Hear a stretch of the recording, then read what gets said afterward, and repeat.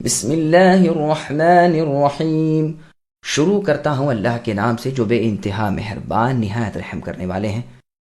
یا ایہا الناس اتقوا ربکم ان زلزلة الساعة شیء عظیم یوم ترونها تذهل كل مرضعة عما ارضعت وتضع كل ذات حمل حملها وترى الناس سكارى وما هم بسكارى ولكن عذاب الله شدید۔ لوگو اپنے پروردگار سے ڈرتے رہا کرو، قیامت کا زلزلہ بہت ہی بڑی چیز ہے۔ جس دن تم اسے دیکھ لو گے، ہر دودھ پلانے والی اپنے دودھ پیتے بچے کو بھول جائے گی اور تمام حمل والیوں کے حمل گر جائیں گے، اور اے نبی آپ دیکھیں گے کہ لوگ متوالے دکھائی دیں گے، حالانکہ در حقیقت وہ متوالے نہ ہوں گے، لیکن اللہ کا عذاب بڑا ہی سخت ہے۔ سامعین، اب ان آیتوں کی تفسیر سماعت کیجیے۔ قیامت کی ہولناکیاں۔ اللہ تعالیٰ اپنے بندوں کو تقوی کا حکم فرماتے ہیں اور آنے والے دہشتناک امور سے ڈرا رہے ہیں، خصوصاً قیامت کے زلزلے سے۔ اس سے مراد یا تو وہ زلزلہ ہے جو قیامت کے قائم ہوتے ہوئے اٹھے گا، جیسا کہ اللہ تعالیٰ کا سورہ زلزال کی آیت نمبر 1 میں فرمانا ہے، اذا زلزلت الارض زلزالها، یعنی زمین خوب اچھی طرح جھنجھوڑ دی جائے گی۔ اور سورہ حاقہ کی آیت نمبر 41 میں فرمان ہے، وَحُمِلَتِ الْأَرْضُ وَالْجِبَالُ فَدُكَّتَا دَكَّةً وَاحِدَةً، یعنی زمین اور پہاڑ اٹھا کر ٹکڑے ٹکڑے کر دیے جائیں گے۔ اور سورہ واقعہ کی آیت نمبر 4 میں فرمایا، اِذَا رُجَّتِ الْأَرْضُ رَجًّا، یعنی جب کہ زمین بڑے زور سے ہلنے لگے گی اور پہاڑ ریزہ ریزہ ہو جائیں گے۔ سور پھونکے جانے کی حدیث میں ہے کہ اللہ تعالیٰ جب آسمان و زمین کی پیدائش کر چکے تو سور کو پیدا کیا، اسے اسرافیل علیہ السلام کو دیا، وہ اسے منہ میں لیے ہوئے آنکھیں اوپر کو اٹھائے ہوئے اللہ کی عرش کی جانب دیکھ رہے ہیں کہ کب اللہ تعالیٰ کا حکم ہو اور وہ سونک پھونک دیں۔ ابو ہریرہ رضی اللہ عنہ نے پوچھا، اللہ کے رسول، سور کیا چیز ہے؟ رسول اللہ نے فرمایا، ایک پھونکنے کی چیز ہے بہت بڑی، جس میں 3 مرتبہ پھونکا جائے گا۔ پہلا نفخہ گھبراہٹ کا ہوگا، دوسرا بے ہوشی کا، تیسرا اللہ کے سامنے کھڑا ہونے کا۔ اسرافیل علیہ السلام کو حکم ہوگا، وہ پھونکیں گے، جس سے کل زمین و آسمان والے گھبرا اٹھیں گے، سوائے ان کے جنہیں اللہ چاہے۔ بغیر رکے، بغیر سانس لیے بہت دیر تک برابر سے پھونکتے رہیں گے۔ اسی پہلے سور کا ذکر سورہ صاد کی آیت نمبر 51 میں ہے، جس میں اللہ نے فرمایا، وَمَا يَنظُرُ هَؤُلَاءِ إِلَّا صَيْحَةً وَاحِدَةً مَا لَهَا مِنْ فَوَاقٍ۔ اس میں ہے کہ اس سے پہاڑ ریزہ ریزہ ہو جائیں گے، زمین کپ کپانے لگے گی، جیسا کہ سورہ نازعات کی آیت نمبر 6 میں اللہ نے فرمایا، يَوْمَ تَرْجُفُ الرَّاجِفَةُ الآیہ، جبکہ زمین لرزنے لگے گی اور ایک کے بعد دیگر زبردست جھٹکے لگیں گے، دل دھڑکنے لگیں گے۔ زمین کی وہ حالت ہو جائے گی جو کشتی کے طوفان میں اور گرداب میں ہوتی ہے، یا جیسے کوئی قندیل عرش میں لٹک رہی ہو جسے ہوائیں چاروں طرف جھلا رہی ہوں۔ آہ، یہی وقت ہوگا کہ دودھ پلانے والیاں اپنے دودھ پیتے بچوں کو بھول جائیں گی، اور حاملہ عورتوں کے حمل گر جائیں گے اور بچے بوڑھے ہو جائیں گے۔ شیاطین بھاگنے لگیں گے، زمین کے کناروں تک پہنچ جائیں گے، لیکن وہاں سے فرشتوں کی مار کھا کر لوٹ آئیں گے۔ لوگ ادھر ادھر حیران پریشان بھاگنے دوڑنے لگیں گے، ایک دوسرے کو آوازیں دینے لگیں گے۔ اسی لیے اس دن کا نام قرآن نے یوم التناد رکھا۔ اسی وقت زمین ایک طرف سے دوسری طرف تک پھٹ جائے گی، اس وقت کی گھبراہٹ کا اندازہ نہیں ہو سکتا۔ اب آسمان میں انقلابات ظاہر ہوں گے، سورج چاند بے نور ہو جائیں گے، ستارے جھڑنے لگیں گے اور کھال ادھڑنے لگے گی۔ زندہ لوگ یہ سب کچھ دیکھ رہے ہوں گے، ہاں مردہ لوگ اس سے بے خبر ہوں گے۔ اللہ نے سورہ نمل کی آیت نمبر 87 میں فرمایا، فَفَزِعَ مَن فِي السَّمَاوَاتِ وَمَن فِي الْأَرْضِ إِلَّا مَن شَاءَ اللَّهُ، کہ جن لوگوں کا استثناء کیا گیا ہے کہ وہ بے ہوش نہ ہوں گے، اس سے مراد شہید لوگ ہیں۔ یہ لوگ گھبراہٹ زندوں پر ہوگی، شہداء اللہ کے ہاں زندہ ہیں اور روزیہ پاتے ہیں۔ اللہ انہیں اس دن کے شر سے نجات دیں گے اور انہیں پرامن رکھیں گے۔ اللہ کا یہ عذاب صرف بدترین مخلوق کو ہوگا۔ اسی کو اللہ تعالیٰ اس سورت کی شروع آیتوں میں بیان فرماتے ہیں۔ یہ حدیث طبرانی، ابن جریر، ابن ابی حاتم وغیرہ میں ہے اور بہت مطول ہے۔ اس حصے کو وارد کرنے سے یہاں مقصود یہ ہے کہ اس آیت میں جس زلزلے کا ذکر ہے یہ قیامت سے پہلے ہوگا، اور قیامت کی طرف اس کی اضافت بوجہ قرب اور نزدیکی کے ہے۔ جیسے کہا جاتا ہے اشراط الساعہ، یعنی قیامت کی علامتیں وغیرہ، واللہ اعلم۔ یا اس سے مراد وہ زلزلہ ہے جو قیامت کے بعد میدان محشر میں ہوگا، جبکہ لوگ قبروں سے نکل کر میدان میں جمع ہوں گے۔ امام ابن جریر اسے پسند فرماتے ہیں۔ اس کی دلیل میں بہت سی حدیثیں ہیں۔ میدان محشر، رسول اللہ صلی اللہ علیہ وسلم ایک سفر میں تھے۔ آپ کے اصحاب تیز تیز چل رہے تھے، جو رسول اللہ نے بآواز بلند ان دونوں آیتوں کی تلاوت کی۔ صحابہ کے کان میں آواز پڑتے ہی وہ سب اپنی سواریاں لے کر رسول اللہ کے گرد جمع ہو گئے کہ شاید رسول اللہ کچھ اور فرمائیں گے۔ رسول اللہ نے فرمایا، جانتے ہو یہ کون سا دن ہوگا؟ یہ وہ دن ہوگا جس دن اللہ تعالیٰ آدم علیہ السلام کو فرمائیں گے کہ اے آدم، جہنم کا حصہ نکالو۔ وہ کہیں گے، اے اللہ، کتنوں میں سے کتنے؟ اللہ فرمائیں گے، ہر 1000 میں سے 999 جہنم کے لیے اور 1 جنت کے لیے۔ یہ سنتے ہی صحابہ کے دل دہل گئے، چپ لگ گئی۔ آپ نے یہ حالت دیکھ کر فرمایا کہ غم نہ کرو، خوش ہو جاؤ، عمل کرتے رہو۔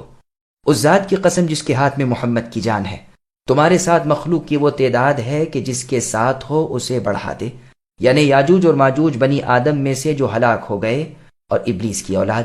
اب صحابہ کی گھبراہٹ کم ہوئی تو رسول اللہ نے فرمایا، عمل یعنی عمل صالح کرتے رہو اور خوشخبری سنو، اس کی قسم جس کے ہاتھ میں محمد کی جان ہے، تم تو اور لوگوں کے مقابلے میں اتنے ہی ہو جیسے اونٹ کے پہلو کا یا جانور کے ہاتھ کا داغ۔ صحیح بخاری میں اس آیت کی تفسیر میں ہے کہ قیامت والے دن اللہ تعالیٰ آدم علیہ السلام کو پکاریں گے، وہ جواب دیں گے، لبیک ربنا وسعدیک، کہ اے میرے رب، میں حاضر ہوں اور بھلائی آپ کے ہاتھ میں ہے۔ پھر آواز آئے گی کہ اللہ تعالیٰ، اے آدم، آپ کو حکم دیتے ہیں کہ اپنی اولاد میں سے جہنم کا حصہ نکال لیں۔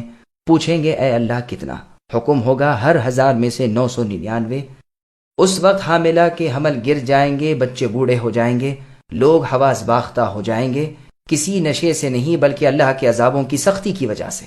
یہ سن کر صحابہ کے چہرے متغیر ہو گئے، یعنی بدل گئے، مارے گھبراہٹ اور پریشانی کے۔ تو رسول اللہ نے فرمایا، یاجوج و ماجوج میں سے 999 اور تم میں سے 1۔ تم تو ایسے ہو جیسے سفید رنگ بیل کے سیاہ بال جو اس کے پہلو میں ہو، یا مثل چند سفید بالوں کے جو چند سیاہ رنگ بال بیل کے پہلو میں ہو۔ پھر فرمایا، مجھے امید ہے کہ تمام اہل جنت کی گنتی میں تمہاری گنتی 4تھے حصے کی ہوگی۔ ہم نے اس پر تکبیر کہی۔ پھر فرمایا، آدھی تعداد میں سب اور آدھی تعداد صرف تمہاری۔ صحیح بخاری اور مسلم کی ایک اور روایت میں آپ نے فرمایا کہ تم اللہ کے سامنے ننگے پیروں، ننگے بدن، بے ختنہ جمع کیے جاؤ گے۔ عائشہ رضی اللہ عنہا نے کہا، اللہ کے رسول، مرد عورتیں ایک ساتھ ایک دوسرے پر نظریں پڑیں گی؟ رسول اللہ نے فرمایا، عائشہ، وہ وقت نہایت سخت اور خطرناک ہوگا۔ قیامت کے آثار میں اور اس کی ہولناکیوں میں اور بھی بہت سی حدیثیں ہیں جن کی جگہ اور ہے۔ یہاں فرمایا، قیامت کا زلزلہ نہایت خطرناک ہے، بہت سخت ہے، نہایت مہلک ہے، دل دہلانے والا اور کلیجہ اڑانے والا ہے۔ زلزلہ رعب و گھبراہٹ کے وقت دل کے ہلنے کو کہتے ہیں، جیسے سورہ احزاب کی آیت نمبر 11 میں اللہ نے فرمایا، جس کا ترجمہ ہے کہ اس میدان جنگ میں مؤمنوں کو مبتلا کیا گیا اور سخت جھنجھوڑ دیے گئے۔ جب تم یعنی اسے دیکھو گے، یہ ضمیر شان کی قسم سے ہے، اس لیے اس کے بعد اس کی تفسیر ہے کہ اس سختی کی وجہ سے دودھ پلانے والی ماں اپنے دودھ پیتے بچے کو بھول جائے گی اور حاملہ کے حمل ساقط ہو جائیں گے، لوگ بدحواس ہو جائیں گے، ایسے معلوم ہوں گے جیسے کوئی نشے میں بدمست ہو رہا ہو، دراصل وہ نشے میں نہ ہوں گے بلکہ عذابوں کی سختی نے انہیں بے ہوش کر رکھا ہوگا۔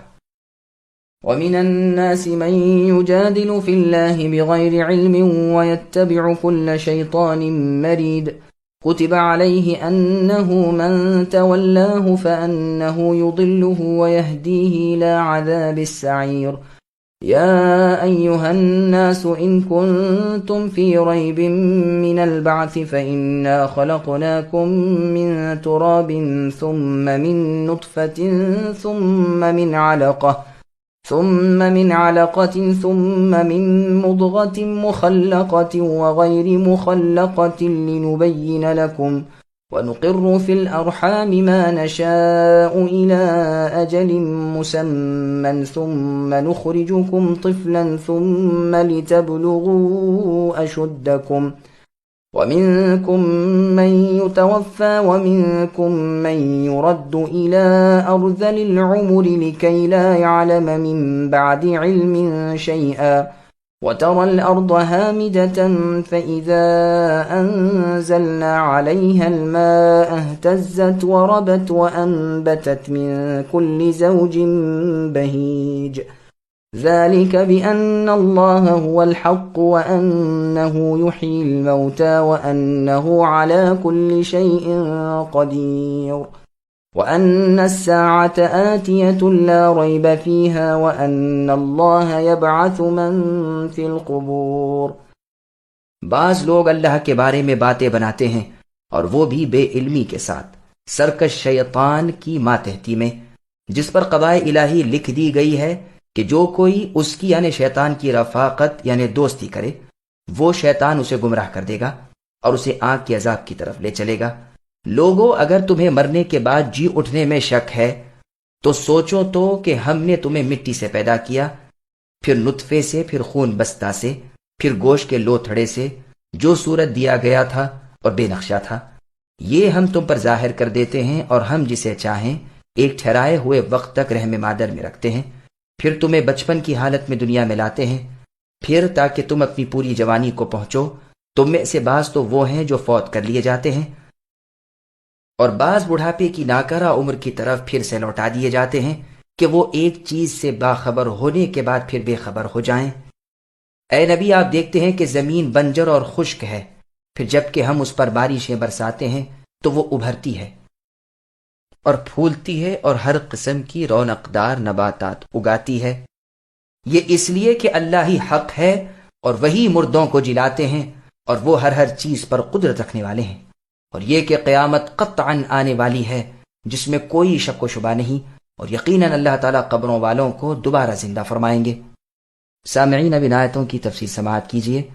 اللہ تعالیٰ کے متعلق بہتان بازی، جو لوگ موت کے بعد کی زندگی کے منکر ہیں اور اللہ کو اس پر قادر ہی نہیں مانتے، اور فرمان الہی سے ہٹ کر نبیوں کی تابعداری کو چھوڑ کر سرکش انسانوں اور جنوں کی ماتحتی کرتے ہیں، ان کی جناب باری تعالیٰ تردید فرما رہے ہیں۔ آپ دیکھیں گے کہ جتنے بدعاتی اور گمراہ لوگ ہیں وہ حق سے منہ پھیر لیتے ہیں، باطل کی اطاعت میں لگ جاتے ہیں، اللہ کی کتاب اور اللہ کے رسول صلی اللہ علیہ وسلم کی سنت کو چھوڑ دیتے ہیں، اور گمراہ سرداروں کی ماننے لگتے ہیں، ان کی رائے اور خواہش پر عمل کرنے لگتے ہیں۔ اس لیے فرمایا کہ ان کے پاس کوئی صحیح علم نہیں ہوتا، یہ جس کی مانتے ہیں وہ ازلی مردود ہے، یعنی شیطان۔ اپنی تقلید کرنے والوں کو وہ بہکاتا رہتا ہے اور آخرکار انہیں عذابوں میں پھانس دیتا ہے جو جہنم کے جلانے والے آگ کے ہیں۔ یہ آیت نضر بن الحارث کے بارے میں اتری ہے۔ اس خبیث نے کہا تھا کہ ذرا بتلاؤ تو اللہ تعالیٰ سونے کا ہے یا چاندی کا یا تانبے کا؟ اس کے سوال سے آسمان لرز اٹھا اور اس کی کھوپڑی اڑ گئی۔ ایک روایت میں ہے کہ ایک یہودی نے ایسا ہی سوال کیا تھا، اسی وقت آسمانی کڑاکے نے اسے ہلاک کر دیا۔ انسانی پیدائش کے مختلف ادوار۔ مخالفین اور منکرین قیامت کے سامنے دلیل بیان کی جاتی ہے کہ اگر تمہیں دوسری بار کی زندگانی سے انکار ہے تو ہم اس کی دلیل میں تمہاری پہلی دفعہ کی پیدائش تمہیں یاد دلاتے ہیں۔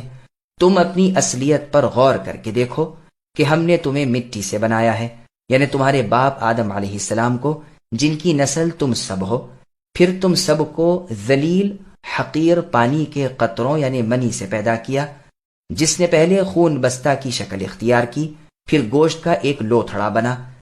40 دن تک تو نطفہ اپنی شکل میں بڑھتا ہے، پھر بحکم ربانی اس میں خون کی سرخ پھٹکی پڑتی ہے، پھر 40 دن کے بعد وہ ایک گوشت کے ٹکڑے کی شکل اختیار کر لیتا ہے جس میں کوئی صورت و شبہ نہیں ہوتی۔ پھر اللہ تعالیٰ اسے صورت عنایت فرماتے ہیں، سر، ہاتھ، سینہ، پیٹ، رانے، پاؤں اور کل اعضاء بنتے ہیں۔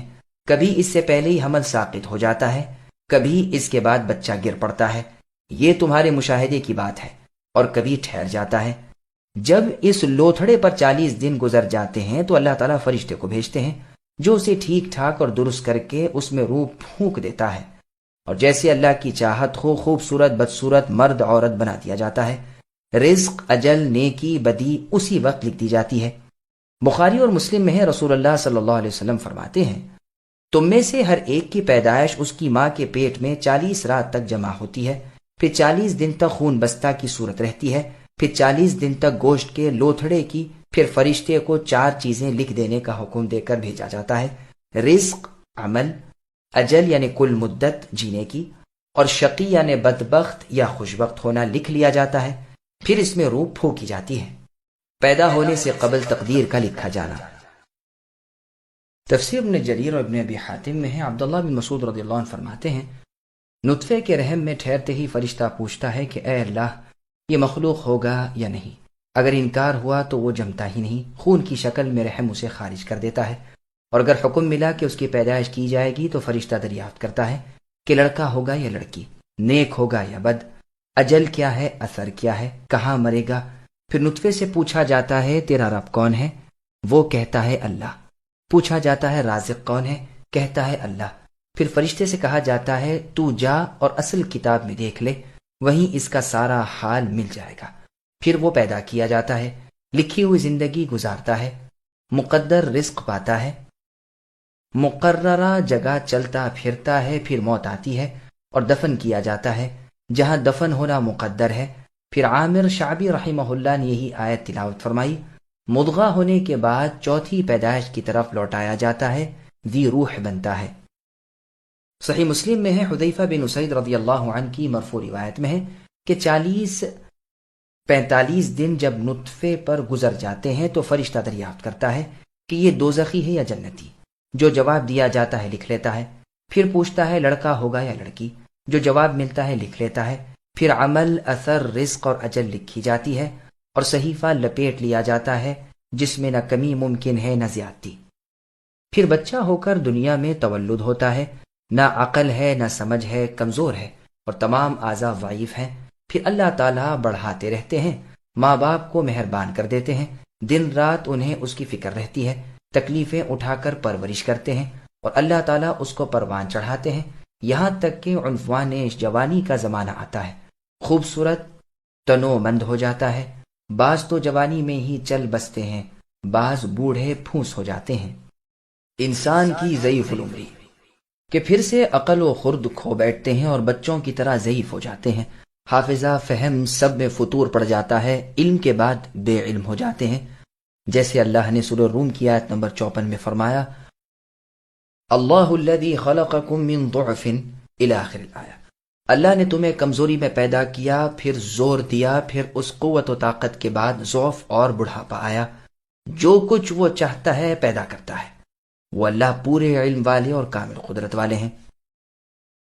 مرنے کے بعد زندہ ہونے کی ایک اور دلیل، مردوں کو زندہ کر دینے کی ایک دلیل یہ بیان کر کے پھر دوسری دلیل بیان فرماتے ہیں کہ چٹیل میدان، بے رویدگی کی خشک اور سخت زمین کو ہم آسمانی پانی سے لہلہاتی اور تر و تازہ کر دیتے ہیں، طرح طرح کے پھول پھل، میوے، دانے وغیرہ کے درختوں سے سرسبز ہو جاتی ہے، قسم قسم کے درخت اگ آتے ہیں اور جہاں کچھ نہ تھا وہاں سب کچھ ہو جاتا ہے۔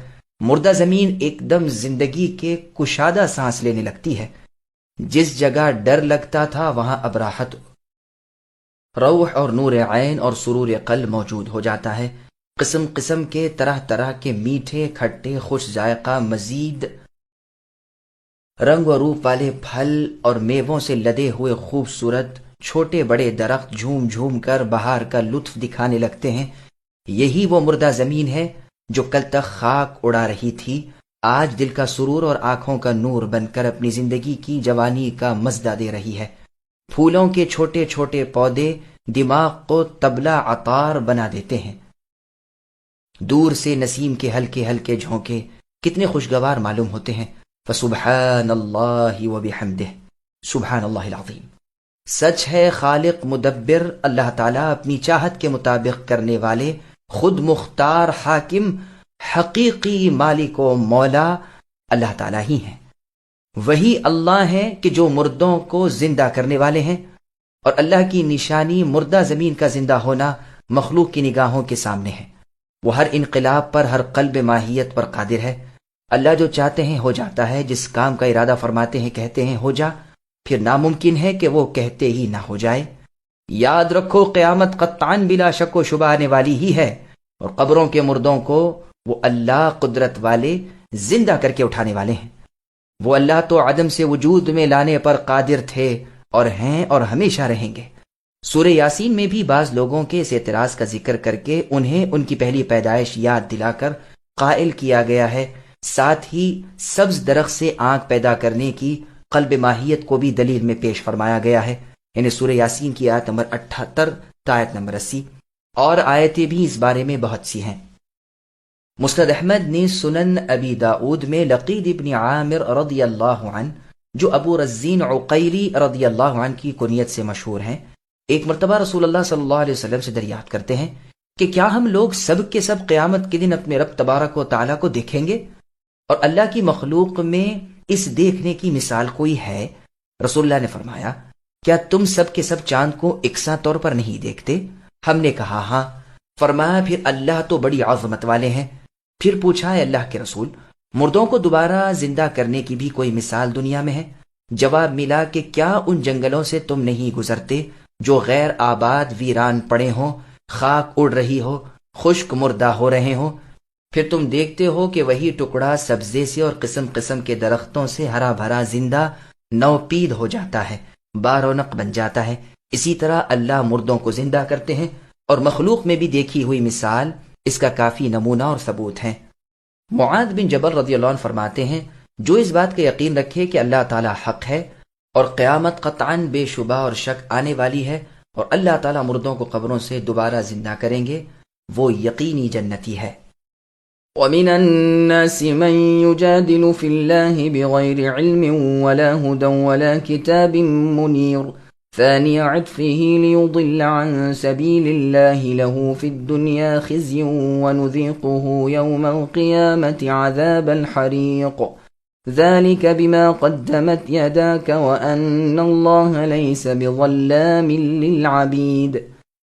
اور بعض لوگ اللہ کے بارے میں بغیر علم کے اور بغیر ہدایت کے اور بغیر روشن کتاب کے جھگڑتے ہیں، اپنا بازو موڑنے والے بن کر، اس لیے کہ اللہ کی راہ سے بہکا دیں۔ اسے دنیا میں بھی رسوائی ہوگی اور قیامت کے دن بھی ہم اسے جہنم میں جلنے کا عذاب چکھائیں گے، ان اعمال کی وجہ سے جو تیرے ہاتھوں نے آگے بھیج رکھے تھے۔ یقین مانو کہ اللہ تعالیٰ اپنے بندوں پر ظلم کرنے والے نہیں ہیں۔ سامعین، اب ان آیتوں کی تفسیر سماعت کیجیے۔ جاہل مقلدوں کی حالت۔ چونکہ اوپر کی آیتوں میں گمراہ جاہل مقلدوں کا حال بیان فرمایا تھا، یہاں ان کے مرشدوں اور پیروں کا حال بیان فرما رہے ہیں کہ وہ پیر و مرشد بے عقلی اور بے دلیلی سے صرف رائے قیاس اور خواہش نفسانی سے اللہ کے بارے میں کلام کرتے رہتے ہیں، حق سے اعراض کرتے ہیں، تکبر سے گردن پھیر لیتے ہیں، حق کو قبول کرنے سے بے پرواہی کے ساتھ انکار کر جاتے ہیں، جیسے فرعونیوں نے موسیٰ علیہ السلام کے کھلے معجزوں کو دیکھ کر بھی بے پرواہی کی اور نہ مانا۔ اور سورہ نساء کی آیت نمبر 61 میں ہے، جس کا ترجمہ ہے، جب ان سے اللہ کی وحی کی تابع داری کو کہا جاتا ہے اور رسول اللہ صلی اللہ علیہ وسلم کے فرمان کی طرف بلایا جاتا ہے، تو آپ اے نبی دیکھیں گے کہ اے رسول، یہ منافق آپ سے رک جایا کرتے ہیں۔ اور سورہ منافقون کی آیت نمبر 5 میں اللہ نے فرمایا، جس کا ترجمہ ہے کہ جب ان منافقوں سے کہا جاتا ہے کہ آؤ اپنے لیے رسول اللہ صلی اللہ علیہ وسلم سے استغفار کراؤ، تو وہ اپنے سر گھما کر گھمنڈ میں آ کر بے نیازی سے انکار کر جاتے ہیں۔ سورہ لقمان کی آیت نمبر 18 میں ہے کہ لقمان علیہ السلام نے اپنے صاحبزادے کو نصیحت کرتے ہوئے فرمایا، وَلَا تُصَعِّرْ خَدَّكَ لِلنَّاسِ، اور اے میرے بچے، لوگوں سے اپنے رخسار نہ پھلا دیا کر، یعنی اپنے تئیں بڑا سمجھ کر ان سے تکبر نہ کر۔ اور سورہ لقمان ہی کی آیت نمبر 7 میں اللہ نے فرمایا، جس کا ترجمہ ہے، ہماری آیتیں سن کر یہ تکبر سے منہ پھیر لیتا ہے۔ لیضل کا لام یا تو لام عاقبت ہے یا لام تعلیل ہے، اس لیے کہ بسا اوقات اس کا مقصود دوسروں کو گمراہ کرنا نہیں ہوتا، اور ممکن ہے کہ اس سے مراد معاند اور انکار ہی ہو، اور ہو سکتا ہے کہ یہ مطلب ہو کہ ہم نے اسے ایسا بدخلق اس لیے بنا دیا ہے کہ یہ گمراہوں کا سردار ہو جائے۔ اس کے لیے دنیا میں بھی ذلت و خواری ہے، جو بدلہ ہے اس کے تکبر کا۔ یہ یہاں تکبر کر کے بڑا بننا چاہتا تھا، ہم اسے اور چھوٹا کر دیں گے، یہاں بھی اپنی چاہت میں ناکام اور بے مراد رہے گا، اور آخرت کے دن بھی نار جہنم کا لقمہ ہوگا۔ اسے بطور ڈانٹ ڈپٹ کے کہا جائے گا کہ یہ تیرے اعمال کا نتیجہ ہے، اللہ کی ذات ظلم سے پاک ہے، جیسے اللہ نے سورہ دخان کی آیت نمبر 47 آیت نمبر 50 میں فرمایا، جس کا ترجمہ ہے، فرشتوں سے کہا جائے گا کہ اسے پکڑ لو اور گھسیٹ کر جہنم میں لے جاؤ، اور اس کے سر پر آگ جیسے پانی کا دھار بہاؤ، لے اب اپنی عزت اور بڑائی کا بدلہ لیتا جا، یہی ہے وہ جس سے عمر بھر شک و شبے میں رہا۔ حسن بصری رحمہ اللہ فرماتے ہیں، مجھے روایت پہنچی ہے کہ ایک دن میں وہ 70 مرتبہ آگ میں جل کر بھروتا ہو جائے گا، پھر زندہ کیا جائے گا، پھر جلایا جائے گا۔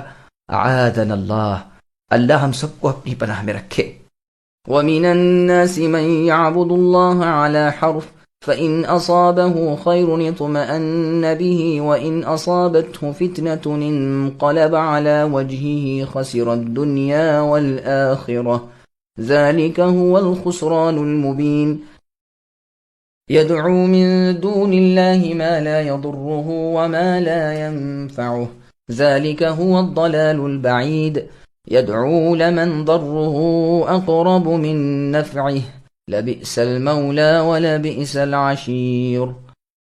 اور بعض لوگ ایسے بھی ہیں کہ ایک کنارے ہو کر اللہ کی عبادت کرتے ہیں، اگر کوئی نفع مل گیا تو دلچسپی لینے لگتے ہیں، اور اگر کوئی آفت آ گئی تو اسی وقت منہ پھیر لیتے ہیں۔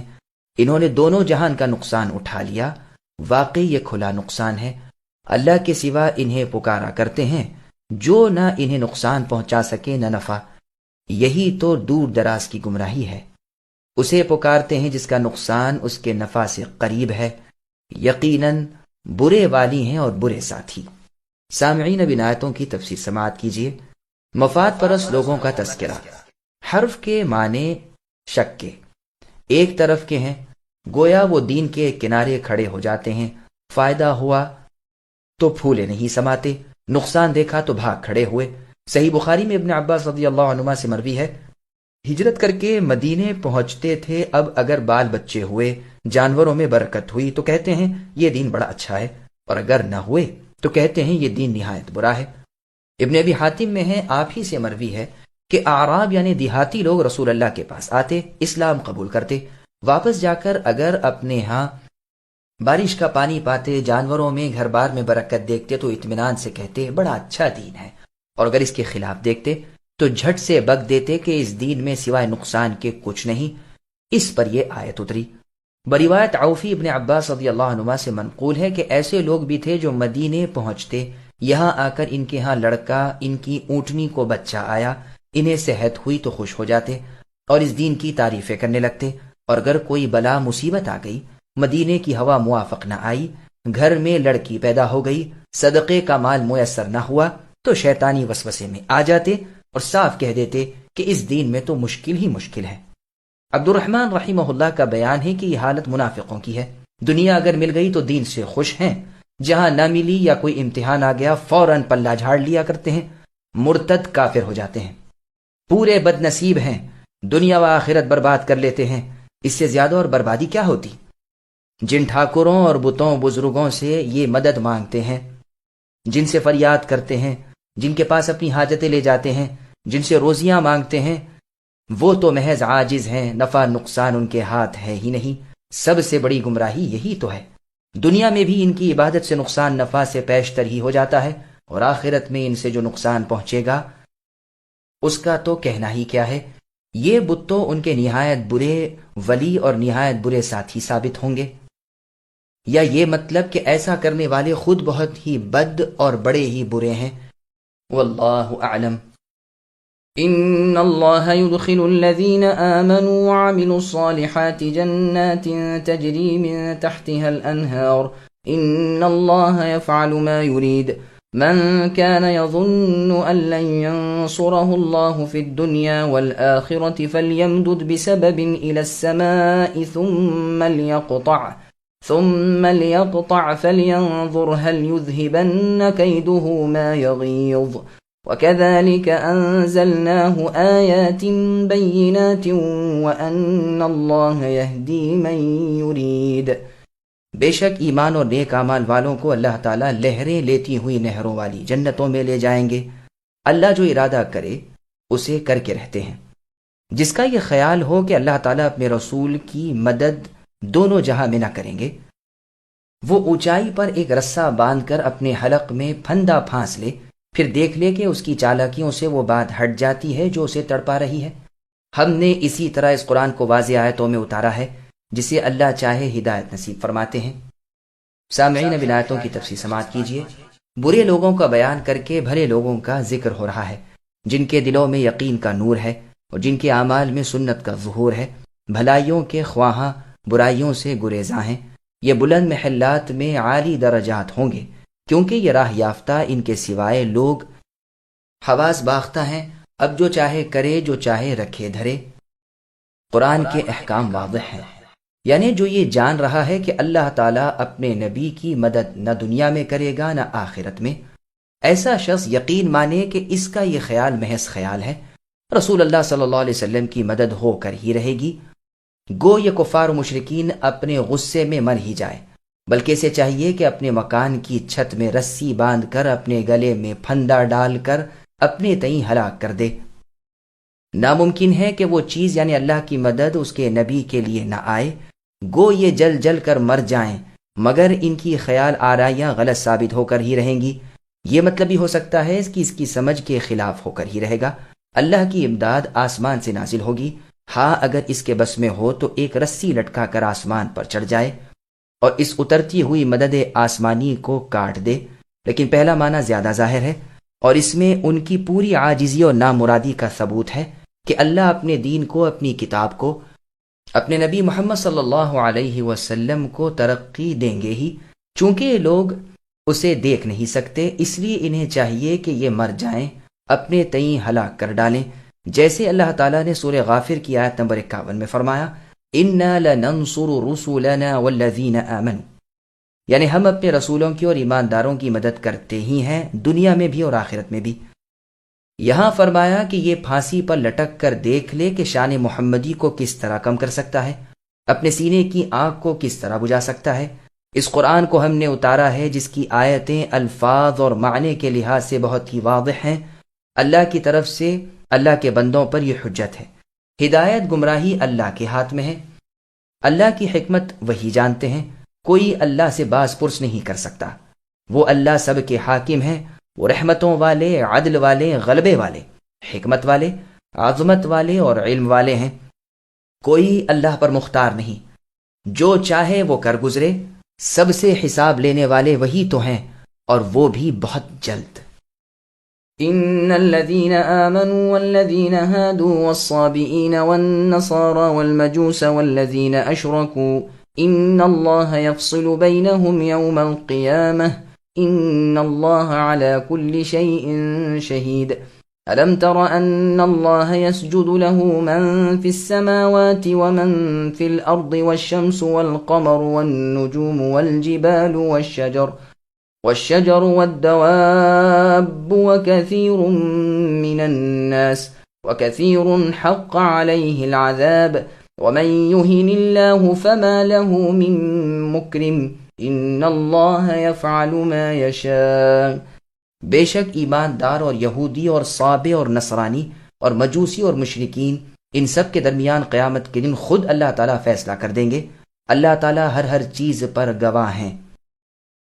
اے نبی، کیا آپ نہیں دیکھ رہے ہیں کہ اللہ کے سامنے سجدے میں ہیں سب آسمانوں والے اور سب زمینوں والے، اور سورج اور چاند اور ستارے اور پہاڑ اور درخت اور جانور اور بہت سے انسان بھی؟ ہاں، بہت سے وہ بھی ہیں جن پر عذاب کا مقولہ ثابت ہو چکا ہے۔ جسے رب ذلیل کر دے اسے کوئی عزت دینے والا نہیں، اللہ جو چاہتے ہیں کرتے ہیں۔ سامعین، اب آیتوں کی تفسیر سماعت کیجیے۔ صابئین کا بیان مع اختلاف سورہ بقرہ کی تفسیر میں گزر چکا ہے۔ یہاں اللہ تعالیٰ فرماتے ہیں کہ ان مختلف مذہب والوں کا فیصلہ قیامت کے دن صاف ہو جائے گا۔ اللہ تعالیٰ ایمان والوں کو جنت دیں گے اور کفار کو جہنم واصل کریں گے۔ سب کے اقوال، افعال، ظاہر باطن اللہ پر عیاں ہیں۔ ہر چیز اللہ کو سجدہ کر رہی ہے۔ مستحق عبادت صرف وہی اللہ تعالیٰ لا شریک لہ ہے۔ اللہ کی عظمت کے سامنے ہر چیز سر جھکائے ہوئے ہے، خواہ بخوشی خواہ بے خوشی، ہر چیز کا سجدہ اپنی وضع میں ہے۔ چنانچہ قرآن نے سائے کا دائیں بائیں اللہ کے سامنے سر بسجود ہونا بھی سورہ نحل کی آیت نمبر 48 الم یروا الی ما خلق اللہ من شیء میں بیان فرمایا ہے۔ آسمانوں کے فرشتے، زمین کے حیوان، انسان، جنات، پرند چرند، سب اللہ کے سامنے سر بسجود ہیں اور اللہ کی تسبیح اور حمد کر رہے ہیں۔ سورج، چاند، ستارے بھی اللہ کے سامنے سجدے میں گرے ہوئے ہیں۔ ان تینوں چیزوں کو الگ اس لیے بیان کیا گیا کہ بعض لوگ ان کی پرستش کرتے ہیں، حالانکہ وہ اللہ کے سامنے جھکے ہوئے ہیں۔ اسی لیے فرمایا سورج چاند کو سجدہ نہ کرو، اسے سجدہ کرو جو ان کے خالق ہیں یعنی اللہ تعالی۔ بخاری و مسلم میں ہے، رسول اللہ صلی اللہ علیہ وسلم نے ابو ذر رضی اللہ عنہ سے پوچھا، جانتے ہو یہ سورج کہاں جاتا ہے یعنی ڈوب جانے کے بعد؟ ابو ذر رضی اللہ عنہ نے جواب دیا، اللہ کو علم ہے اور اس کے نبی محمد صلی اللہ علیہ وسلم کو۔ رسول اللہ نے فرمایا، یہ سورج عرش کے تلے جا کر اللہ کو سجدہ کرتا ہے، پھر اللہ سے اجازت طلب کرتا ہے۔ وقت آ رہا ہے کہ اسے ایک دن کہہ دیا جائے گا کہ جہاں سے آیا ہے وہیں واپس چلا جا۔ سنن نبی داؤد، نسائی، ابن ماجہ اور مسند احمد میں گہن کی حدیث میں ہے کہ سورج چاند اللہ کی مخلوق ہے، وہ کسی کی موت پیدائش سے گہن میں نہیں آتے، بلکہ اللہ تعالیٰ اپنی مخلوق میں سے جس کسی پر تجلی ڈالتے ہیں تو وہ اس کے سامنے جھک جاتا ہے۔ ابو العالیہ رحمہ اللہ فرماتے ہیں، سورج، چاند اور کل ستارے غروب ہو کر سجدے میں جاتے ہیں اور اللہ سے اجازت مانگ کر داہنی طرف سے لوٹ کر پھر اپنے مطلع میں پہنچتے ہیں۔ پہاڑوں اور درختوں کا سجدہ ان کے سائے کا دائیں بائیں پڑتا ہے۔ سنن ترمذی نے، سنن ابن ماجہ اور ابن حبان وغیرہ میں ہے کہ ایک شخص نے نبی صلی اللہ علیہ وسلم سے اپنا ایک خواب بیان کیا کہ میں نے دیکھا ہے کہ گویا میں ایک درخت کے پیچھے نماز پڑھ رہا ہوں، میں جب سجدے میں گیا تو وہ درخت بھی سجدے میں گیا، اور میں نے سنا کہ وہ اپنے سجدے میں یہ پڑھ رہا تھا، اللہم اکتب لی بہا عندک اجرا وضع عنی بہا وزرا واجعلها لی عندک ذخرا وتقبلها منی کما تقبلتها من عبدک داؤد، یعنی اے اللہ اس سجدے کی وجہ سے میرے لیے اپنے پاس اجر و ثواب لکھ دیجئے اور میرے گناہ معاف فرمائیے، اور میرے لیے اسے ذخیرہ آخرت کر دیجئے اور اسے قبول فرمائیے جیسے کہ آپ نے اپنے بندے داؤد علیہ السلام کا سجدہ قبول فرمایا۔ ابن عباس رضی اللہ عنہما سے بیان ہے کہ پھر میں نے دیکھا کہ ایک دن رسول اللہ صلی اللہ علیہ وسلم نے سجدے کی آیت پڑھی، سجدہ کیا، اور یہی دعا رسول اللہ نے اپنے سجدے میں پڑھی جسے میں سن رہا تھا۔ ابن ابی حاتم میں ہے کہ علی رضی اللہ عنہ سے کسی نے کہا، یہاں ایک شخص ہے جو اللہ کے ارادوں اور اللہ کی مشیت کو نہیں مانتا۔ آپ نے اسے فرمایا، اے شخص، بتلا تیری پیدائش اللہ تعالیٰ نے تیری چاہت کے مطابق کی یا اپنی؟ اس نے کہا، اپنی چاہت کے مطابق۔ فرمایا، یہ بھی بتلا کہ جب تو چاہتا ہے مریض ہو جاتا ہے یا جب اللہ تعالیٰ چاہتے ہیں؟ اس نے کہا، جب اللہ تعالیٰ چاہتے ہیں۔ پوچھا، پھر تجھے شفا تیری چاہت سے ہوتی ہے یا اللہ کے ارادے سے؟ جواب دیا، اللہ کے ارادے سے۔ فرمایا، اچھا یہ بھی بتا کہ اب وہ جہاں چاہے گا تجھے لے جائے گا یا جہاں تو چاہے گا؟ کہا، جہاں اللہ چاہیں گے وہاں وہ مجھے لے جائیں گے۔ فرمایا، پھر کیا بات رہ گئی؟ سن، اگر تو اس کے خلاف جواب دیتا تو میں اللہ کی قسم تیرا سر اڑا دیتا۔ صحیح مسلم میں ہے، رسول اللہ صلی اللہ علیہ وسلم فرماتے ہیں، جب انسان سجدے کی آیت پڑھ کر سجدہ کرتا ہے تو شیطان الگ ہٹ کر رونے لگتا ہے کہ افسوس ابن آدم کو سجدے کا حکم فرمایا، اس نے سجدہ کر لیا جنتی ہو گیا، میں نے انکار کر دیا جہنمی بن گیا۔ سنن نبی داؤد میں ہے کہ عقبہ ابن عامر رضی اللہ عنہ نے ایک مرتبہ رسول اللہ سے پوچھا کہ اے اللہ کے رسول صلی اللہ علیہ وسلم، سورہ حج کو اور تمام صورتوں پر یہ فضیلت ملی کہ اس میں 2 آیتیں سجدے کی ہیں۔ رسول اللہ نے فرمایا، ہاں، اور جو ان دونوں پر سجدہ نہ کرے اسے چاہیے کہ اسے پڑھے ہی نہیں۔ هذان خصمان اختصموا في ربهم فالذين كفروا قطعت لهم ثياب من نار يصب من فوق رؤوسهم الحميم يصهر به ما في بطونهم والجلود ولهم مقامع من حديد كلما أرادوا أن يخرجوا منها من غم أعيدوا فيها وذوقوا عذاب الحريق۔ یہ دونوں اپنے رب کے بارے میں اختلاف کرنے والے ہیں، پس کافروں کے لیے تو آگ کے کپڑے بیوند کر کاٹے جائیں گے اور ان کے سروں کے اوپر سے سخت گرم پانی کا تریڑا بہایا جائے گا جس سے ان کے پیٹ کی سب چیزیں اور کھالیں گلا دی جائیں گی، اور ان کی سزا کے لیے لوہے کے ہتھوڑے ہیں، یہ جب بھی وہاں کے غم سے نکل بھاگنے کا ارادہ کریں گے وہیں لوٹا دیے جائیں گے، جلنے کا عذاب چکھتے رہو۔ سامعین، اب آیتوں کی تفسیر سماعت کیجیے۔ مومن اور کافر کا اختلاف۔ صحیح بخاری نے، صحیح مسلم اور سنن ابن ماجہ میں ہے، ابو ذر رضی اللہ عنہ قسم کھا کر فرماتے تھے کہ یہ آیت حمزہ رضی اللہ عنہ اور ان کے مقابلے میں بدر کے دن جو کافر آئے تھے، عتبہ اور اس کے 2 ساتھیوں کے بارے میں اتری ہے۔ صحیح بخاری میں ہے، علی بن ابی طالب رضی اللہ عنہ فرماتے ہیں، قیامت کے دن میں سب سے پہلے اللہ کے سامنے اپنی حجت ثابت کرنے کے لیے گھٹنوں کے بل گر جاؤں گا۔ قیس رحمہ اللہ فرماتے ہیں انہی کے بارے میں یہ آیت اتری ہے۔ بدر کے دن یہ لوگ ایک دوسرے کے سامنے آئے تھے، علی اور حمزہ اور عبیدہ رضی اللہ عنہم، اور ان کے مقابلے میں شیبہ اور عتبہ اور ولید۔ اور قول ہے کہ مراد مسلمان اور اہل کتاب ہیں۔ اہل کتاب کہتے تھے ہمارا نبی تمہارے نبی سے اور ہماری کتاب تمہاری کتاب سے پہلے ہے، اس لیے ہم اللہ سے بنسبت تمہارے زیادہ قریب ہیں۔ اور مسلمان کہتے تھے کہ ہماری کتاب تمہاری کتاب کا فیصلہ کرتی ہے اور ہمارے نبی خاتم الانبیاء ہیں، اسی لیے تم سے اولا ہیں۔ پس اللہ نے اسلام کو غالب کیا اور یہ آیت اتری۔ قتادہ رحمہ اللہ فرماتے ہیں مراد اس سے سچا جاننے والے اور جھٹلانے والے ہیں۔ مجاہد رحمہ اللہ فرماتے ہیں اس آیت میں مؤمن و کافر کی مثال ہے جو قیامت میں مختلف تھے۔ اکرمہ رحمہ اللہ فرماتے ہیں مراد جنت و دوزخ کا قول ہے۔ دوزخ کا سوال تھا کہ مجھے سزا کی چیز بنائیے، اور جنت کی آرزو تھی کہ مجھے رحمت بنائیے۔ مجاہد رحمہ اللہ کا قول ان تمام اقوال کو شامل ہے، اور بدر کا واقعہ بھی اس کے ضمن میں آ سکتا ہے۔ مؤمن اللہ کے دین کا غلبہ چاہتے تھے، اور کفار نور ایمان کے بجھانے، حق کو پست کرنے اور باطل کو ابھارنے کی فکر میں تھے۔ ابن جریر رحمہ اللہ بھی اس کو مختار بتلاتے ہیں، اور یہ ہے بھی بہت اچھا۔ چنانچہ اس کے بعد ہی ہے کہ کفار کے لیے آنکھ کے ٹکڑے الگ الگ مقرر کر دیے جائیں گے۔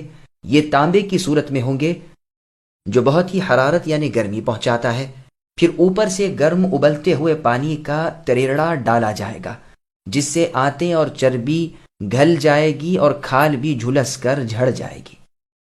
سنن ترمذی میں ہے رسول اللہ نے فرمایا کہ اس گرم آگ جیسے پانی سے ان کی آنتیں وغیرہ پیٹ سے نکل کر پیروں پر گر پڑیں گی، پھر جیسے تھے ویسے ہو جائیں گے، پھر یہی ہوگا۔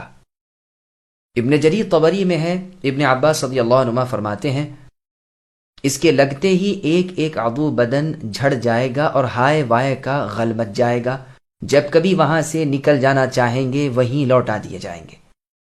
سلمان رضی اللہ عنہ فرماتے ہیں جہنم کی آنکھ سخت سیاہ بہت اندھیرے والی ہے، اس کے شعلے بھی روشن نہیں، نہ اس کے انگارے روشنی والے ہیں۔ پھر آپ نے اسی آیت کی تلاوت فرمائی۔ یہ روایت مستدرک حاکم کی ہے۔ زید رضی اللہ عنہ کا قول ہے جہنمی اس میں سانس بھی نہ لے سکیں گے۔ فضیل ابن عیاض رحمہ اللہ فرماتے ہیں اللہ کی قسم چھوٹنے کی تو آس ہی نہیں رہے گی۔ پیروں میں بوجھل بیڑیاں ہیں، ہاتھوں میں مضبوط ہتکڑیاں ہیں، ہاں آگ کے شعلے انہیں اس قدر اونچا کر دیتے ہیں کہ گویا باہر نکل جائیں گے، لیکن پھر فرشتوں کے ہاتھوں سے گھن کھا کر تہ میں اتر جاتے ہیں۔ ان سے کہا جائے گا کہ اب جلنے کا مزہ چکھو، جیسے اللہ نے سورہ سجدہ کی آیت نمبر 20 میں فرمایا، جس کا ترجمہ ہے ان سے کہا جائے گا کہ اس آگ کا عذاب برداشت کرو جسے آج تک جھٹلاتے رہے، زبانی بھی اور اپنے اعمال سے بھی۔ ان اللہ يدخل الذين آمنوا وعملوا الصالحات جنات تجري من تحتها الانهار يحلون فيها من اساور من ذهب ولؤلؤا ولباسهم فيها حرير وهدوا الى الطيب من القول وهدوا الى صراط الحمید۔ بے شک ایمان والوں اور نیک کام کرنے والوں کو اللہ تعالیٰ ان جنتوں میں لے جائیں گے جن کے درختوں تلے سے نہریں لہریں لے رہی ہیں، جہاں وہ سونے کے کنگن پہنائے جائیں گے اور سچے موتی بھی، وہاں ان کا لباس خالص ریشم کا ہوگا۔ ان کو پاکیزہ بات کی رہنمائی کر دی گئی اور قابل ست تعریف کی راہ کی ہدایت کر دی گئی۔ سامعین اب آیتوں کی تفسیر سماعت کیجیے۔ جنتیوں پر انعامات۔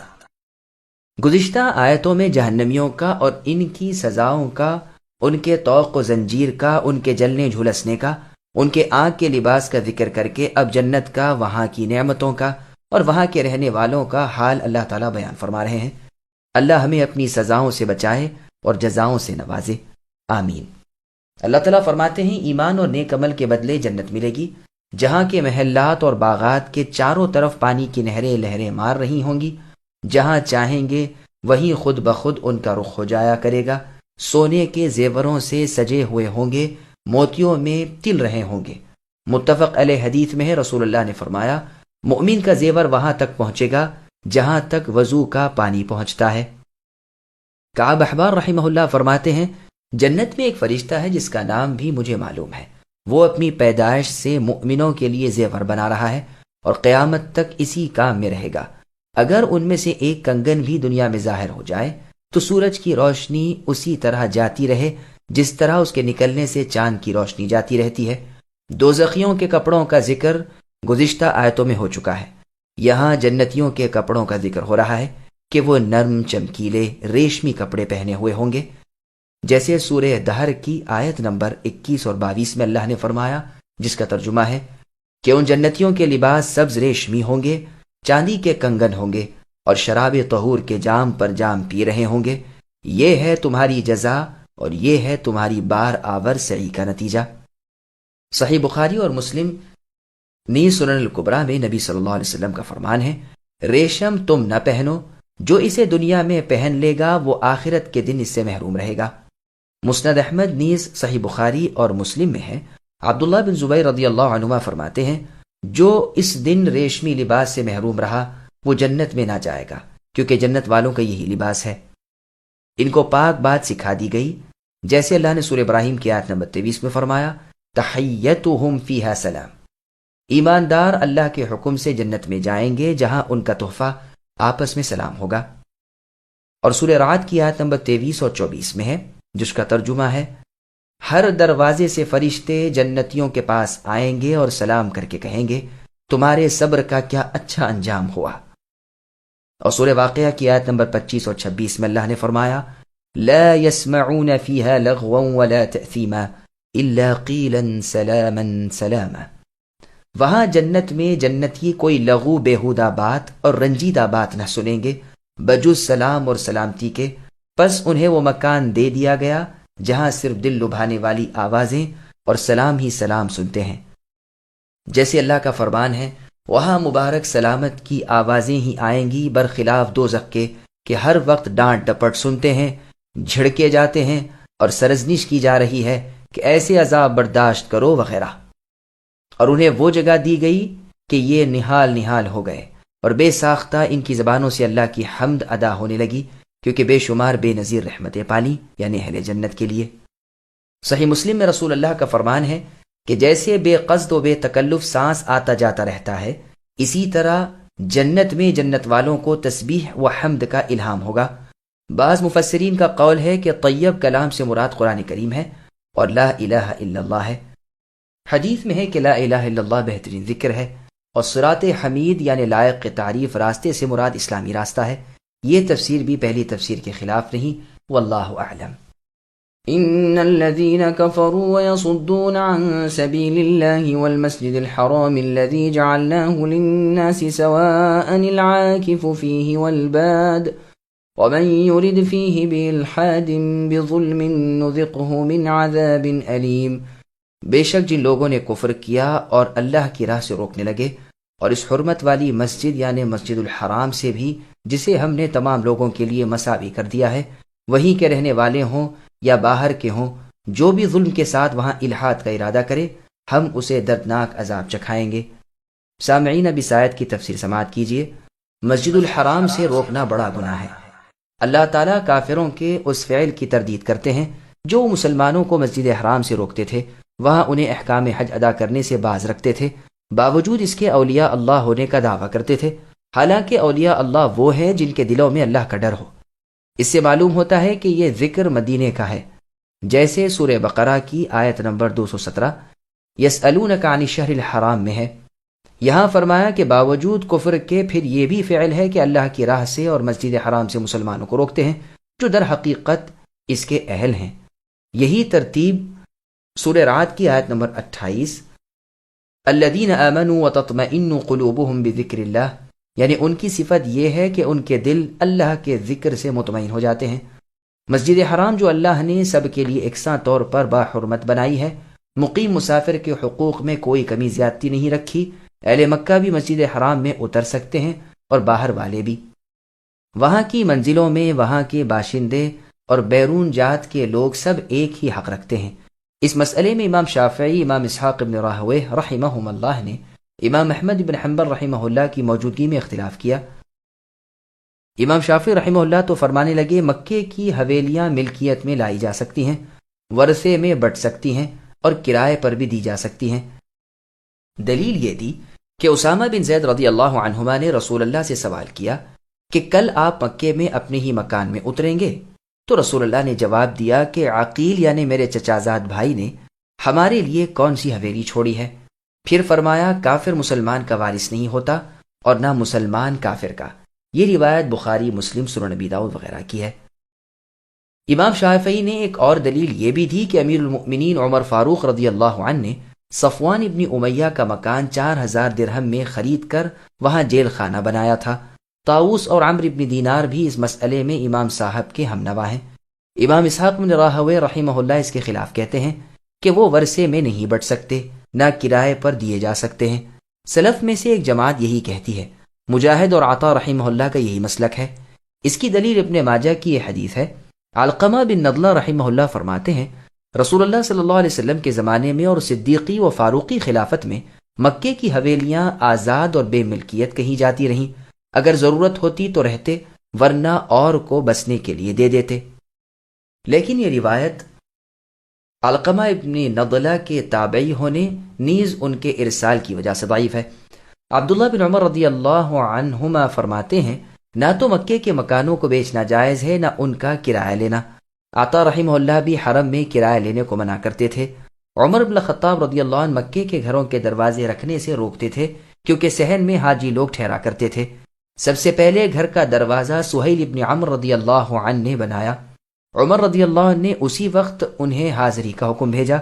انہوں نے آ کر کہا مجھے معاف فرمایا جائے، میں سوداگر شخص ہوں، میں نے ضرورتاً یہ دروازے بنائے ہیں تاکہ میرے جانور میرے بس میں رہیں۔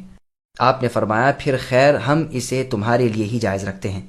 اور روایت میں حکم فاروقی ان الفاظ میں مروی ہے کہ اے اہل مکہ اپنے مکانوں کے دروازے نہ رکھو تاکہ باہر کے لوگ جہاں چاہیں ٹھہریں۔ عطا رحمہ اللہ فرماتے ہیں شہری اور غیر وطنی ان میں برابر ہیں، جہاں چاہیں اتریں۔ عبداللہ ابن عمر رضی اللہ عنہما فرماتے ہیں مکے کے گھروں کا کرایہ کھانے والا اپنے پیٹ میں آگ بھرنے والا ہے۔ امام احمد رحمہ اللہ نے ان دونوں باتوں کے درمیان مسلک پسند فرمایا ہے، یعنی ملکیت کو اور ورثے کو تو جائز بتلایا، ہاں کرایہ کو ناجائز کہا ہے۔ اس سے دلیلوں میں جمع ہو جاتی ہے۔ واللہ اعلم۔ بِالْحَادٍ میں با زائد ہے، جیسے سورہ مؤمنون کی آیت نمبر 20 تنبت بالدہن میں، اور عاشی کے شعر میں ضمنت برزق عیالنا ارماحنا میں، یعنی ہمارے گھرانے کی روزیاں ہمارے نیزوں پر موقوف ہیں۔ اور شاعروں کے اشعار میں با کا ایسے موقعوں پر زائد آنا مستعمل ہوا ہے، لیکن اس سے بھی عمدہ بات یہ ہے کہ ہم کہیں کہ یہاں کا فعل یہمو کے معنی کا متضمن ہے، اس لیے با کے ساتھ متعدی ہوا ہے۔ الحاد سے مراد کبیرہ شرمناک گناہ ہے۔ بظلم سے مراد قصدن ہے، تعویل کی روح سے نہ ہونا ہے، اور معنی شرک کے غیر اللہ کی عبادت کے بھی کیے گئے ہیں۔ یہ بھی مطلب ہے کہ حرم میں اللہ کے حرام کیے ہوئے کام کو حلال سمجھ لینا، جیسے گناہ قتل، بے جا ظلم و ستم وغیرہ۔ ایسے لوگ دردناک عذابوں کے سزاوار ہیں۔ مجاہد رحمہ اللہ فرماتے ہیں جو بھی یہاں یعنی حرم میں برا کام کرے، یہ حرم کی خصوصیت ہے کہ غیر وطنی لوگ جب کسی بد کام کا عزم کر لیں تو انہیں سزا ہوتی ہے، گو اسے نہ کریں۔ ابن مسعود رضی اللہ عنہ فرماتے ہیں اگر کوئی شخص عدن میں ہو اور حرم میں الحاد و ظلم کا ارادہ رکھتا ہو تو بھی اللہ اسے دردناک عذاب کا مزہ چکھائیں گے۔ شعبہ رحمہ اللہ فرماتے ہیں اس نے تو اسے مرفوع بیان کیا تھا، لیکن میں اسے مرفوع بیان نہیں کرتا۔ یہ روایت مسند احمد، مستدرک حاکم وغیرہ کی ہے۔ اس کی ایک اور سند بھی ہے جو صحیح ہے، اور موقوف ہونا بنسبت مرفوع ہونے کے زیادہ ٹھیک ہے۔ عموماً قول ابن مسعود رضی اللہ عنہ سے ہی مروی ہے، واللہ اعلم۔ مستدرک حاکم میں ہے رسول اللہ نے فرمایا کسی پر برائی کے صرف ارادے سے برائی نہیں لکھی جاتی، لیکن اگر دور دراز مثلا عدن میں بیٹھ کر بھی یہاں کے کسی شخص کے قتل کا ارادہ کرے تو اللہ اسے دردناک عذاب میں مبتلا کریں گے۔ مجاہد رحمہ اللہ فرماتے ہیں ہاں ان پر یہاں قسمیں کھانا بھی الحاد میں داخل ہے۔ سعید بن جبیر رحمہ اللہ کا فرمان ہے کہ اپنے خادم کو یہاں گالی دینا بھی الحاد میں ہے۔ ابن عباس رضی اللہ عنہما کا قول ہے امیر شخص کا یہاں آ کر تجارت کرنا۔ ابن عمر رضی اللہ عنہما فرماتے ہیں مکے میں اناج کا بیچنا۔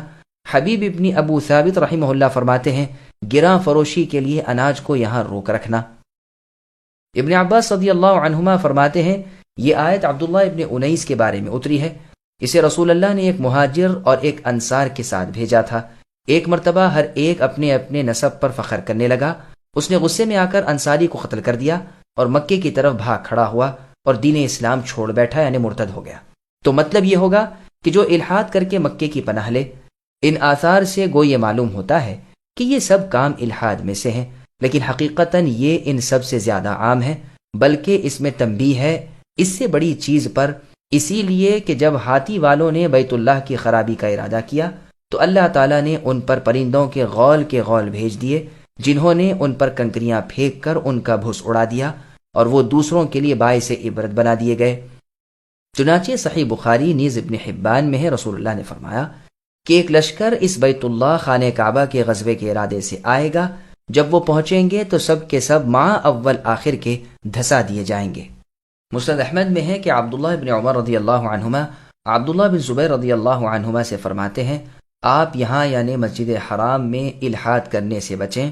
میں نے رسول اللہ صلی اللہ علیہ وسلم سے سنا ہے کہ یہاں ایک قریشی الحاد کرے گا، اس کے گناہ اگر تمام جن و انس کے گناہوں سے تولے جائیں تو بھی بڑھ جائیں، دیکھو خیال رکھو تم وہی نہ بن جانا۔ اور روایت میں ہے کہ یہ نصیحت آپ نے انہیں حتیم میں بیٹھ کر کی تھی۔ یہ روایت بھی مسند احمد کی ہے۔ وَإِذْ بَوَّأْنَا لِإِبْرَاهِيمَ مَكَانَ الْبَيْتِ أَلَّا تُشْرِكْ بِي شَيْئًا وَطَهِّرْ بَيْتِيَ لِلطَّائِفِينَ وَالْقَائِمِينَ وَالرُّكَّعِ السُّجُودِ وَأَذِّنْ فِي النَّاسِ بِالْحَجِّ يَأْتُوكَ رِجَالًا وَعَلَى كُلِّ ضَامِرٍ يَأْتِينَ مِنْ كُلِّ فَجٍّ عَمِيقٍ۔ اور جب کہ ہم نے ابراہیم علیہ السلام کو کعبے کے مکان کی جگہ مقرر کر دی، اس شرط پر کہ میرے ساتھ کسی کو شریک نہ کرنا، اور میرے گھر خانہ کعبہ کو طواف، قیام، رکوع اور سجدہ کرنے والوں کے لیے پاک صاف رکھنا، لوگوں میں حج کی منادی یعنی اعلان کر دیجئے، لوگ تمہارے پاس پا پیادہ بھی آئیں گے اور دبلے پتلے اونٹوں پر بھی دور دراز کی تمام راہوں سے آ جائیں گے۔ سامعین اب ان آیتوں کی تفسیر سماعت کیجیے۔ ابراہیم علیہ السلام اور بیت اللہ، یہاں مشرکین کو متنبہ کیا جاتا ہے کہ وہ گھر جس کی بنیاد اول دن سے اللہ کی توحید پر رکھی گئی ہے، تم نے اس میں شرک جاری کر دیا۔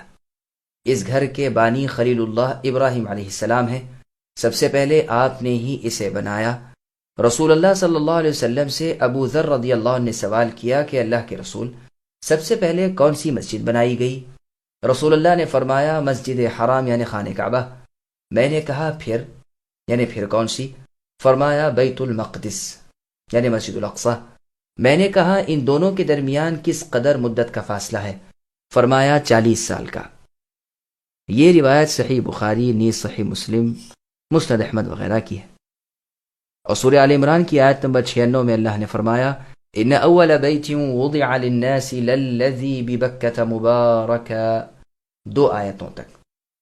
اور سورہ بقرہ کی آیت نمبر 125 میں اللہ نے فرمایا، جس کا ترجمہ ہے، ہم نے ابراہیم اور اسماعیل علیہم السلام سے وعدہ لیا کہ میرے گھر یعنی خانہ کعبہ مسجد الحرام کو پاک رکھنا۔ بیت اللہ کی بنا کا کل ذکر ہم پہلے لکھ چکے ہیں، اس لیے یہاں دوبارہ لکھنے کی ضرورت نہیں۔ یہاں فرمایا اسے صرف میرے نام پر اے ابراہیم اور اسماعیل بناؤ اور اسے پاک رکھو یعنی شرک وغیرہ سے، اور اسے خاص کر دو ان کے لیے جو موحد ہیں۔ طواف و عبادت ہے جو ساری زمین پر بجز بیت اللہ کے میسر ہی نہیں۔ پھر طواف کے ساتھ نماز کو ملایا، قیام، رکوع، سجدے کا ذکر فرمایا، اسی لیے کہ جس طرح طواف اس کے ساتھ مخصوص ہے، نماز کا قبلہ بھی یہی ہے۔ ہاں اس حالت میں کہ انسان کو معلوم نہ ہو، یا جہاد میں ہو یا سفر میں نفل نماز پڑھ رہا ہو، تو بے شک قبلے کی طرف رخ نہ ہونے کی حالت میں بھی نماز ہو جائے گی، واللہ اعلم۔ اور یہ حکم ملا کہ اس گھر کے حج کی طرف تمام انسانوں کو بلائیے۔ مذکور ہے کہ ابراہیم علیہ السلام نے اس وقت عرض کیا کہ باری تعالیٰ، میری آواز ان تک کیسے پہنچے گی؟ جواب ملا کہ آپ کے ذمے صرف پکارنا ہے، آواز پہنچانا میرے ذمے ہے۔ پس ابراہیم علیہ السلام نے مقام ابراہیم پر یا صفا پہاڑی پر یا ابو قبیس نامی پہاڑ پر کھڑے ہو کر ندا کی کہ لوگو، تمہارے رب نے اپنا ایک گھر بنایا ہے، پس تم اس کا حج کرو۔